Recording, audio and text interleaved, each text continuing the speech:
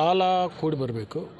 ಅದು ಲೋಕಸಭಾ ಸಮೀಪ ಬಂದಂಥ ಸಂದರ್ಭದಲ್ಲಿ ಶಾಸಕರಿರ್ಬೋದು, ಹಾಲಿ ಶಾಸಕರಿರ್ಬೋದು, ಮಾಜಿ ಶಾಸಕರಿರ್ಬೋದು, ಭಾಳಷ್ಟು ಜನ ಬಿ ಜೆ ಪಿ ಮತ್ತು JDS ಬಿಟ್ಟು ಕಾಂಗ್ರೆಸ್ ಸೇರಬೇಕು ಅಂತಕ್ಕಂಥ ಒಂದು ಆಸಕ್ತಿಯನ್ನು ತೋರಿಸ್ತಾ ಇದ್ದಾರೆ.